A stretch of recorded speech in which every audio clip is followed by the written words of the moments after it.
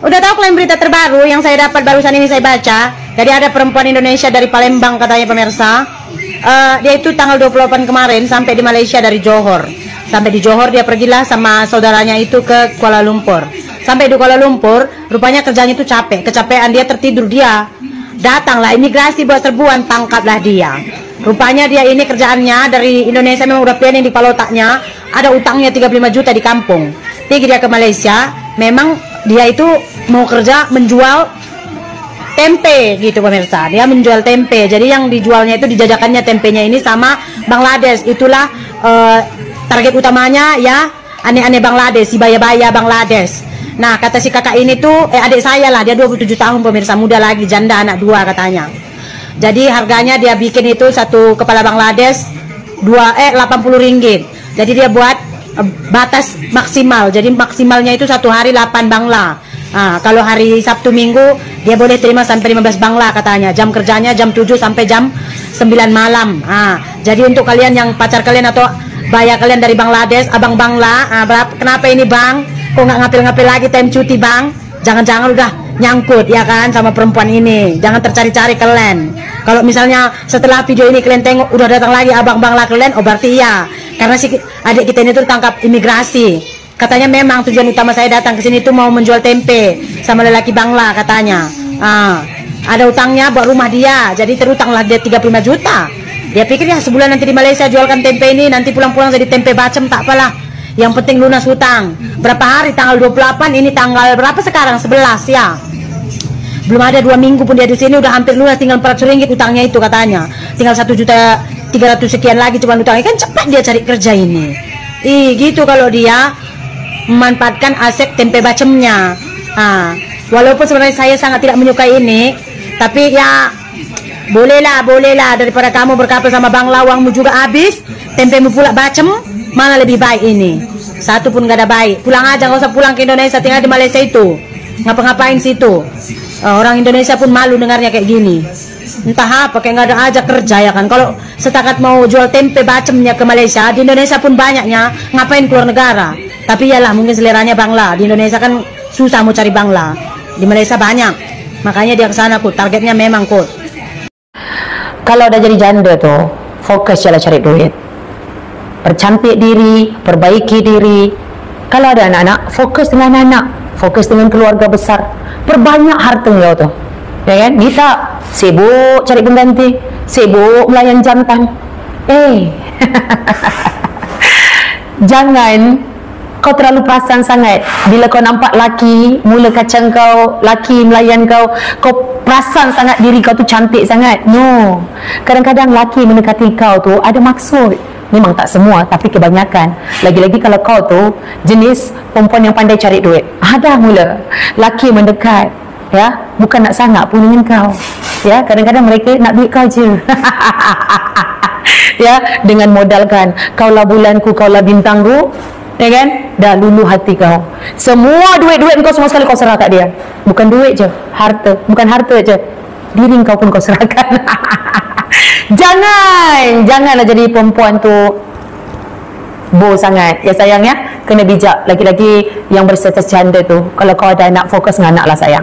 Ya, buat apa kita nak malu kalau kita berstatus janda, lepas tu kita tak kahwin sampai sekarang. Ya, kita tunjuk je kejayaan kita. Kita tunjuk je anak kita semua cemerlang dekat sekolah. Kita tunjuk je anak kita semua berjaya. Kita tunjuk kejayaan kita. InsyaAllah orang akan pandang kau tinggi sayangku. Ya, orang tak akan pandang kau rendah. Ya, mungkin zaman dulu orang malu jadi janda, tapi zaman sekarang buat apa kita nak malu jadi janda?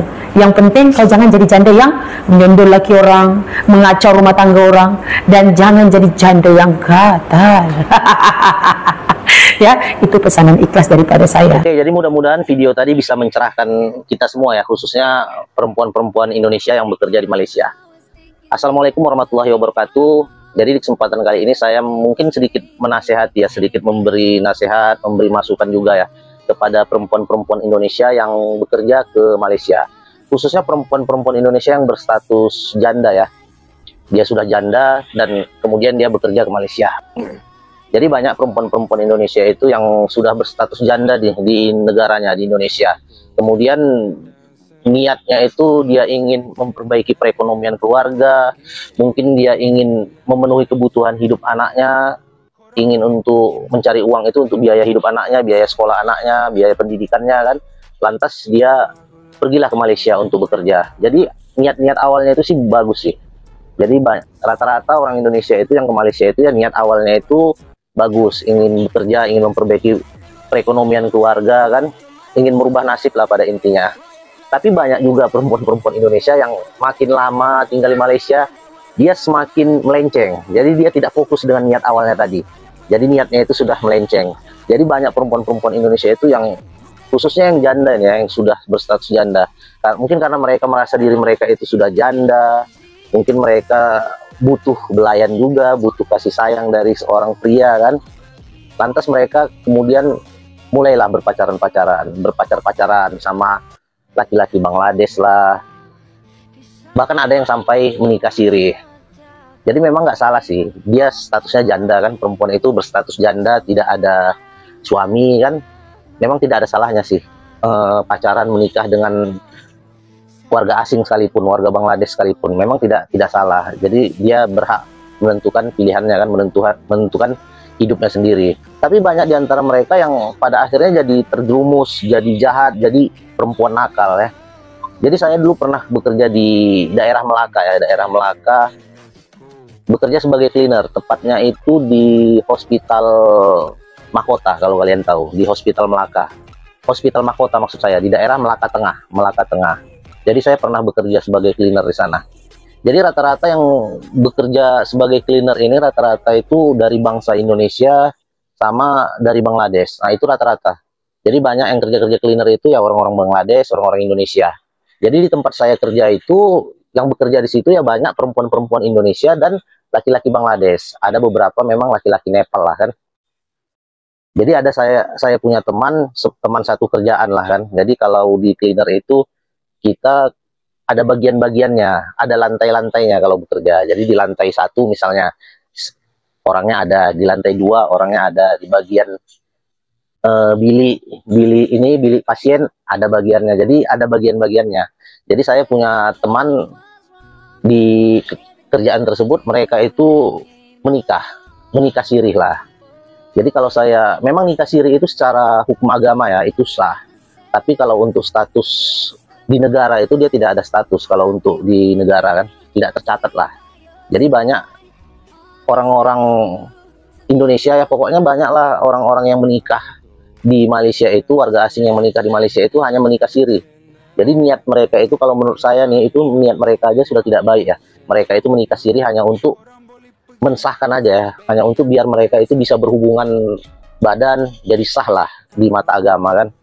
Tapi kalau untuk memikirkan ke depannya, membina hubungan keluarga itu ke arah yang lebih jauh, saya rasa itu mereka nggak sampai ke situlah pemikirannya. Jadi mereka itu menikah siri itu hanya untuk biar sah aja lah, kayak gituan lah kan. Jadi perempuan Indonesia ini menikah dengan laki-laki Bangladesh ini, mereka menikah siri. Dan kalau menikah siri ini pun kita orang-orang warga asing ya yang menikah siri di Malaysia ini, kita pun nggak bisa menjamin nikah siri mereka itu sah atau enggak, halal atau enggak kan, karena kita nggak tahu siapa wali nikah si perempuan, kita tidak tahu saksinya siapa kan, kita tidak tahu kan. Nah, jadi mereka sepertinya nikahnya itu seperti asal aja lah gitu. Jadi banyak perempuan-perempuan Indonesia itu ya jadi seperti itulah di Malaysia. Jadi tidak seperti niat awalnya tadi, tidak fokus pada niat awalnya tadi. Jadi mungkin dia, perempuan ini mungkin masih gadis kan, niatnya mungkin ingin membantu orang tuanya kan, membantu perekonomian orang tuanya. Sampai di Malaysia dia mulai pacaran-pacaran, mulai terjerumus, mulai jadi nakal lah istilahnya. Jadi banyak yang seperti itu. Jadi mungkin kalian bertanya ya, bang, perempuan Malaysia pun banyak kok yang nikah sama orang Bangladesh. Nah memang iya, memang benar. Ada juga perempuan-perempuan Melayu Malaysia yang menikah sama orang Bangladesh. Tapi mereka itu menikah sama perempuan-perempuan Melayu Malaysia ini yang menikah sama laki-laki Bangladesh ini, status sosialnya itu berbeda ya. Jadi laki-laki Bangladesh yang mereka nikah itu jelas status sosialnya, kalau yang saya lihat ya rata-rata itu memang status sosialnya itu memang lebih ini, memang tinggi lah, cukup tinggi, setidaknya setara lah. Jadi perempuan Melayu Malaysia yang menikahi laki-laki Bangladesh itu ya bukan laki-laki sembarangan yang dinikahinya. Beda kalau orang Indonesia. Jadi kalau orang Indonesia itu rata-rata kalau menikah sama laki-laki Bangladesh ya menikah sama-sama teman kerja gitu. Jadi sesama pekerja, sesama buruh migran kan, nah mereka menikah jadi sesama pekerja. Jadi mereka itu pertemuannya itu, perkenalannya itu dari cinta-cinta lokasi lah, cinta-cinta di tempat kerja. Jadi banyak seperti itu. Jadi saya sebenarnya sedih sih melihat perempuan-perempuan Indonesia ini. Seperti kalau saya melihat ya, orang-orang Bangladesh ini, laki-laki Bangladesh ini melihat perempuan-perempuan Indonesia ini seperti merendahkan gitu, seperti melihatnya itu seperti hina, seperti tidak ada harga dirinya lah. Jadi saya pernah melihat laki-laki Bangladesh ini, mereka saling tatap-tatapan lah sama temannya ya, sesama laki-laki kan orang Bangladesh. Mereka saling tatap-tatapan mata, kemudian mereka melirik ke arah perempuan Indonesia sambil tersenyum-senyum tersenyum-senyum nakal lah dengan menaikkan alisnya. Jadi dari situ kan kita bisa melihat pikiran buruk ya, pikiran jahat mereka terhadap perempuan-perempuan Indonesia. Dan salahnya perempuan-perempuan Indonesia ini banyak yang tidak menyadari hal itu. Jadi mereka mungkin menganggap dengan berpacaran dengan laki-laki Bangladesh, apalagi sampai menikah dengan laki-laki Bangladesh, itu suatu kebanggaan bagi mereka kan. Oh, menikah dengan warga asing kan, orang Bangladesh, mirip dengan India, mirip artis Bollywood kan. Padahal sebenarnya kalau kita boleh bilang ya, negara Bangladesh itu jauh lebih miskin negaranya dibandingkan negara kita Indonesia. Jauh lebih teruk lah negaranya. Jadi dari segi ekonomi ya Indonesia masih jauh lebih baik. Jadi banyak perempuan-perempuan Indonesia seperti itu. Jadi saya di video ini, dan buat kalian yang menonton video ini ya, kalian bantulah sebarkan ke teman-teman kalian, mungkin di grup-grup WhatsApp ataupun di grup Facebook. Jadi biar perempuan-perempuan Indonesia lebih tersadarkan lagi. Bukan suatu kebanggaan pacaran-pacaran dengan pria Bangladesh, karena rata-rata pria Bangladesh ini menganggap perempuan-perempuan Indonesia ini rendah, seperti nggak ada harga dirinya. Jadi kalian yakinlah itu, karena saya pria ya, saya laki-laki, jadi saya tahu, dan saya punya banyak teman laki-laki Bangladesh, dan saya pun tahu perangai-perangai laki-laki Bangladesh ini. Jadi mereka itu, laki-laki Bangladesh ini dia jahatnya itu sama perempuan. Nah, rata-rata kebanyakan mereka itu jahatnya jahat-jahat di perempuan. Tapi kalau untuk berkelahi, untuk begaduh, nah mereka takut, mereka tidak punya nyali untuk itu. Tapi kalau sama perempuan, oh mereka garang. Nah, jadi kalian perempuan-perempuan Indonesia jangan merasa kalau kalian pacaran sama orang Bangladesh, kalian akan dikasih uang, banyak uang. Nah, jadi perlu kalian ketahui ya, laki-laki Bangladesh itu mungkin kalian menganggapnya itu baik-baik ya, royal terhadap uang. Jadi kalian biar tahu ya, bukan laki-laki Bangladesh saja ya, hampir semua laki-laki mau dari negara manapun itu, dia kalau ingin mendapatkan seorang perempuan ya, dia mau mendapatkan seorang perempuan itu, pasti dia akan melakukan segala cara. Dia pasti royal, dia pasti bagi kita uang. Tapi setelah dia sudah mendapatkan kita, dia sudah tidur mungkin dengan kalian ya, perempuan-perempuan Indonesia, nah yakinlah kalian nggak akan diberinya lagi uang. Nah, ibaratnya kalian sudah masuk dalam jeratannya kan, dalam jebakannya. Coba kalian pikir, dia jauh-jauh bekerja ke Malaysia, tentu dia kan tujuannya itu ya sama kalian, untuk memperbaiki kehidupan, untuk memperbaiki perekonomian keluarganya yang ada di kampungnya sana, di Bangladesh kan. Nah tentu dia harus juga kan, butuh juga untuk kirim uang kan, dia wajib juga untuk mengirim uang ke keluarganya sana. Dia tidak akan seterusnya memberikan kalian uang, dia nggak akan mau itu. Dia nggak akan mau dia bekerja banting tulang hanya untuk mengasih sama kalian aja kan. Nah, jadi setelah kalian sudah didapatkannya kan, kalian sudah tidur dengan dia, nah, apalagi kalau dia pun sudah bosan dengan kalian, nah, yakinlah kalian tidak akan dapat apa-apa. Jadi banyak laki-laki Bangladesh seperti itu, dan bahkan banyak laki-laki Bangladesh ini setelah dia bosan dengan perempuan Indonesia ini, nah, kawannya lah disuruhnya mendekati kalian. Nah, jadi kawannya lagi melanjutkan. Jadi kalian seperti piala bergilir. Jadi tanpa kalian sadari, lama-kelamaan kalian akan menjadi jahat tentunya kan. Jadi kalian itu tidak bernilai. Jadi betul sih yang dikatakan Kak Nur Ain tadi di video tadi. Kalian itu jagalah harga diri kalian sebagai perempuan. Nilai kalian itu kalau bisa di mata laki-laki itu tinggi. Jadi kalau laki-laki ini, kalau perempuan itu murahan ya, apa-apa dia kasih. Laki-laki ini dia memang dia mau pacaran sama kita, berhubungan sama kita. Tapi kalau untuk dijadikan istri, jangan harap. Jadi laki-laki itu pun, sejahat-jahatnya laki-laki, pasti dia akan mencari perempuan, mencari istri yang baik untuk anak-anaknya, yang baik untuk keluarganya kelak kan. Jadi itulah prinsip laki-laki ya. Sejahat-jahatnya laki-laki ini ya nggak mau dia mencari istri yang jahat juga, pasti dia mencari yang baik untuk anak-anaknya nanti kan. Jadi jangan kalian kira karena kalian perempuan nih mau ngasih semuanya, mau diajak tidur pun kalian mau, terus laki-laki itu cinta mati sama kalian, terus kalian menganggap laki-laki itu bakal mau menikahi kalian. Kalian jangan pernah berharap seperti itu. Nah, jadi mungkin dia hanya untuk sekedar main-main, sekedar pacaran, mungkin dia mau. Tapi kalau untuk menikahi kalian, apalagi untuk sampai punya anak sama kalian, nah jangan harap. Dia pasti mencari perempuan yang baik lah. Nggak mau dia menikah dengan perempuan sembarangan, dengan perempuan seperti kalian. Nah, maka kalian jadi perempuan, walaupun kalian sudah berstatus janda ya, naikkanlah nilai kalian itu. Kalian fokus aja cari uang, kalian jadilah pribadi yang baik. Nah, dengan sendirinya yang akan mendekati kalian itu pasti bukan laki-laki sembarangan. Nah, jadi kalau kalian memiliki harga diri nih, martabat kalian tinggi, memiliki nilai, apalagi kalian pandai mencari uang, kalian punya uang banyak, pasti yang mendekati kalian itu bukan laki-laki sembarangan. Pasti laki-laki sembarangan itu nggak akan berani mendekati kalian, apalagi kalian memiliki harga diri yang tinggi. Nah, pasti yang datang pun, yang mendekat sama kalian itu pun laki-laki yang hebat juga, bukan laki-laki yang sembarangan. Nah, jadi saya ceritakan ini karena saya laki-laki, jadi saya tahu. Jadi saya pun secara pribadi, saya pun sejahat-jahatnya saya mungkin ya, tapi tetap saya pasti mencari perempuan yang baik. Nah, itulah laki-laki. Jadi bukan dari negara manapun laki-laki itu ya pasti pikirannya seperti itu. Pasti dia ingin mencari perempuan yang baik. Jadi semoga nasihat saya ini, apa yang saya katakan ini bisa kalian bisa kalian pahami, bisa kalian resapi. Kalian kalau niat awalnya itu bekerja ke Malaysia itu untuk mencari uang, untuk membantu perekonomian keluarga, untuk membiayai hidup anak-anak kalian, ya fokus aja lah kalian sama tujuan kalian. Nggak usah neko-neko lah istilahnya, nggak usah lari-lari dari tujuan awal tadi. Jadi kalian itu tidak sesat. Jadi apa yang kalian cita-citakan di awal tadi tercapai. Jadi sebelum kalian ke Malaysia itu pasti kalian punya banyak mimpi kan. Nah, jadi mimpi-mimpi kalian itu bisa kalian wujudkan.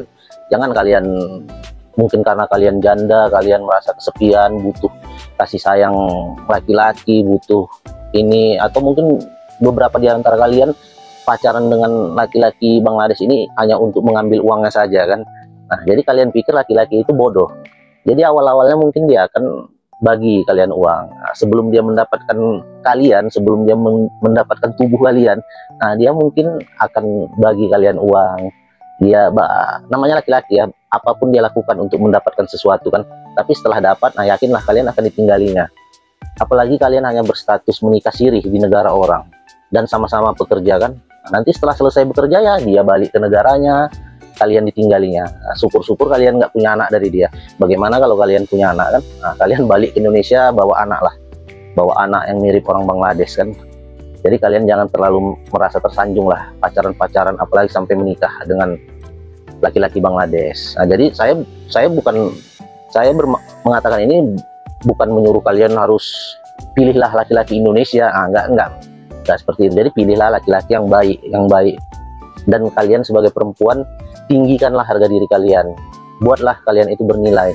Jadi kalau kalian itu memiliki harga diri, memiliki martabat, memiliki nilai yang tinggi, yakinlah laki-laki yang datang itu bukanlah laki-laki yang sembarangan lagi. Pasti laki-laki pilihan yang akan mendekati kalian. Tapi kalau kalian murahan, kalian harga diri kalian tak ada, kalian tak bernilai di mata laki-laki itu seperti sampah lah kan. Tentunya laki-laki yang kalian dapatkan pun ya laki-laki sampah. Oke, mungkin itu aja sedikit informasi dari saya. Semoga bermanfaat ya. Jadi saya bercerita ini dari pengalaman saya, dari apa yang saya lihat selama saya bekerja di Malaysia.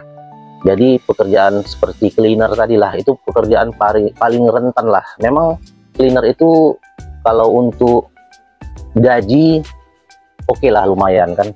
Kalau untuk dari segi kebebasan oke lah. Jadi kalau pekerjaan cleaner ini ya kita sedikit bebas kan, kita bisa nginap di hostel, sewa hostel, kita bisa jalan-jalan sama teman-teman kerja kita ya, lebih bebas lah memang kalau cleaner ini kan, ketimbang kalau kerja pembantu rumah tangga kan, memang lebih bebas. Tapi di balik kebebasan tadi kalian bisa terjerumus. Nah, Jadi berhati-hatilah buat perempuan yang bekerja cleaner ya, karena kerja cleaner ini ya kita berhubungan dekat sama teman-teman kerja kita kan, apalagi teman-teman kerja kita itu dari berbagai negara kan, ya banyak orang-orang Bangladesh di situ, orang Nepal kan. Nah mungkin kalau kalian pernah kerja cleaner ya, apalagi kerja cleaner di hospital, di kondo ya, kalian tahulah siapa-siapa rekan-rekan kerja kalian, pasti nggak jauh-jauh lah dari orang Bangladesh, dari orang Nepal. Nah jadi hati-hatilah kalian kalau sampai cinta lokasi kan. Terkecuali kalau memang laki-lakinya itu memang baik, memang tulus kan. Nah kalian pun perempuan, sebagai perempuan harus bisa melihat, harus bisa menilai laki-laki itu baik enggak, tulus enggak dia mencintai kalian, atau hanya main-main, atau hanya ajas manfaat saja. Itu nasihat dari saya. Semoga setelah kalian menonton video saya ini, kalian bisa lebih merenungkan lagi, bisa lebih berpikir secara jernih lagi lah, tidak dibutakan oleh cinta dan nafsu. Akhirul kalam, wabillahi taufiq wal hidayah. Wassalamualaikum warahmatullahi wabarakatuh.